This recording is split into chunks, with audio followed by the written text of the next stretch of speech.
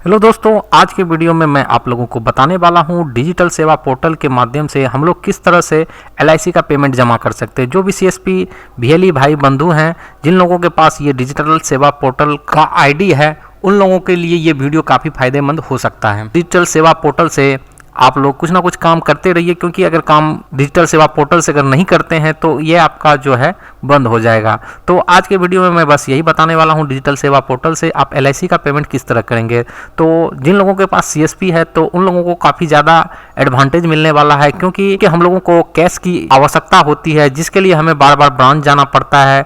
और कभी कभी ऐसा होता है कि ब्रांच में हमें कैश नहीं मिलता है, या फिर काफ़ी ज़्यादा हम लोगों का टाइम ब्रांच में चला जाता है। तो अगर आप लोगों के पास डिजिटल सेवा पोर्टल है तो उसके थ्रू आप एलआईसी का पेमेंट कर सकते हैं। तो किस तरह से करेंगे, तो वीडियो पे बने रहिए, आपको मैं दिखाने वाला हूँ किस तरह से एलआईसी का पेमेंट आप कर सकते हैं। साथ ही इसमें बहुत सारी सर्विसेज है, जैसे कि electricity bill, mobile recharge, gas का बिल पेमेंट, बहुत सारी सर्विसेज है जिसका आप यूज़ करके आप अपने सेंटर पे कैश रिसीव कर सकते हैं। तो चलिए वीडियो को स्टार्ट करते हैं। तो डिजिटल सेवा पोर्टल को जैसा कि आप लोग देख रहे हैं कि मैंने स्क्रीन पे लॉगिन कर लिया है, और लॉगिन करने के बाद सबसे पहले मैं इसमें बैलेंस ऐड कर लेता हूं। जैसे आप लोग बैलेंस को ऐड करेंगे यूपीआई के थ्रू, तो इस वीडियो में मैं ये भी दिखाने वाला हूं कि यूपीआई के थ्रू आप लोग किस तरह से इसमें पेमेंट कर सकते हैं। तो यूपीआई के थ्रू मैं इसमें पेमेंट ऐड करने वाला हूँ। तो आ जाते हैं अपने पेमेंट सेक्शन पे। जो है वॉलेट के अंदर समरी का ऑप्शन मिलेगा, आपको समरी पे क्लिक करना है, और यहाँ पे add money to your wallet पे आपको क्लिक करके आपको ये पेमेंट वाले ऑप्शन पे आना है। यहाँ पे यहाँ से भी पेमेंट आप ऐड कर सकते हैं, लेकिन मुझे यूपीआई के थ्रू पेमेंट ऐड करना है, तो इसलिए मैंने नीचे वाला ऑप्शन को चूज़ किया। और नीचे वाला ऑप्शन को चूज़ करने के बाद जो है आपको यहाँ पे दे देना है कितना अमाउंट पेड करना है। तो मैं 100 रुपये का ट्रांजेक्शन करने वाला हूँ, क्योंकि मैं आप लोगों को दिखाना चाहता हूँ किस तरह से आप यूपीआई के थ्रू पेमेंट ऐड कर सकते हैं। तो यूपीआई के थ्रू यहाँ पे 100 रुपया डाल दिया, और इसका पेमेंट गेटवे मैंने चूज़ कर लिया है। और यहाँ पे मैं अपना जो भी चीज़ के लिए ट्रांजैक्शन कर रहा हूँ, तो मैं एलआईसी के लिए कर रहा हूँ, तो यहाँ पे मैं एलआईसी पेमेंट लिख के सबमिट बटन पे क्लिक कर देता हूँ। और सबमिट बटन पे क्लिक कर दिया मैंने, और सबमिट बटन पे क्लिक करने के बाद ये आ गए पेमेंट गेटवे पे।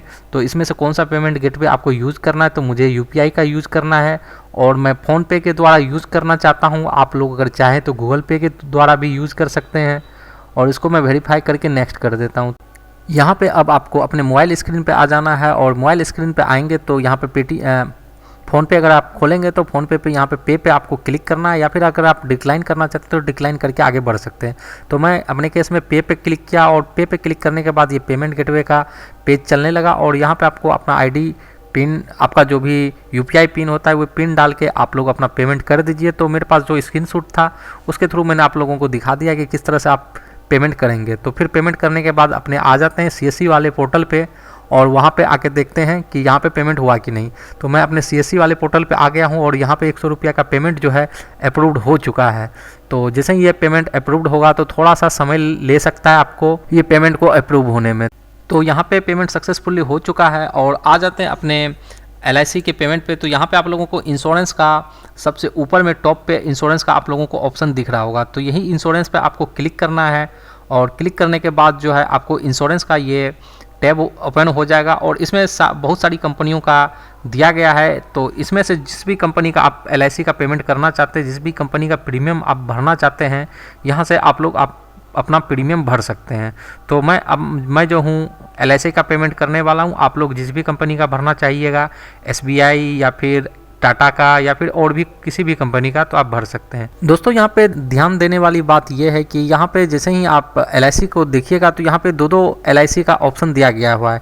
एक तो एलआईसी माइक्रो इंश्योरेंस रिन्यूअल दिया गया, और दूसरा रिन्यूअल प्रीमियम। तो आप लोगों को इन दोनों में से रिन्यूअल प्रीमियम वाला एलआईसी को चूज़ करना है, क्योंकि प्रीमियम जो भर रहे हैं तो उसी को हमको रिन्यू करना है। तो आप इन दोनों ऑप्शन में कंफ्यूज मत होइएगा, आपको जो है रिन्यू प्रीमियम पे क्लिक करना है। तो क्लिक करने के बाद आगे बढ़ते हैं। तो आगे में जो आपका जो भी प्रीमियम एलआईसी का पॉलिसी मिला है, तो उस पॉलिसी नंबर को आप यहाँ पे डाल दीजिए। डालने के बाद जो भी आप रजिस्टर मोबाइल है या फिर अनरजिस्टर्ड मोबाइल भी है, तो उसको भी यहाँ पे डाल के आप प्रीमियम जमा कर सकते हैं। तो मैं अनरजिस्टर्ड ही मोबाइल नंबर डाल रहा हूँ। डालने के बाद जो है नीचे में आपको जो है वॉलेट का पिन डालना पड़ेगा, और जैसे ही वॉलेट का पिन डाल के आप सबमिट कीजिएगा, पे क्लिक कीजिएगा, वैसे ही आपका जो है पेमेंट हो जाएगा, और एलआईसी का प्रीमियम जो है जमा हो जाएगा।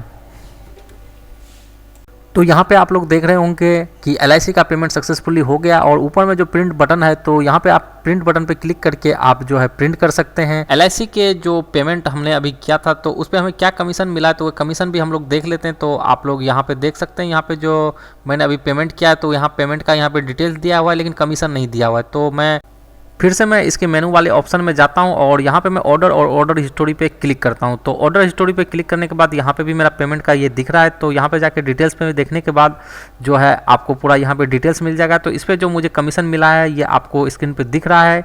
अभी मैंने जो LIC का पेमेंट किया था तो इस पर मुझे कमीशन मिला है 4 रुपये 80 पैसे। तो कोई खास ज़्यादा कमीशन नहीं मिला है, लेकिन फिर भी अगर मेरे सेंटर पे अगर कैश डिपॉजिट आ रहा है तो हमें कैश लेना चाहिए, क्योंकि इस कैश के थ्रू मुझे कुछ भी तो कमीशन मिला। अगर यही मैं अपने ब्रांच के थ्रू अगर कैश रिसीव करता तो इस पर मुझे कोई कमीशन नहीं मिलता और ये जो है कैश हमारे पास खुद चल के आया। तो ये काफ़ी अच्छा है, लेकिन कमीशन इस पे ज़्यादा नहीं है। लेकिन फिर भी अगर आपके सेंटर पे कैश आता है तो ये आपके लिए ब्रांच से कैश उठाने से ज़्यादा बेहतर है। तो आज का वीडियो मैं यहीं पे समाप्त करता हूँ, फिर से मिलता हूँ एक नई वीडियो में। तब तक के लिए गुड नाइट, बाय बाय।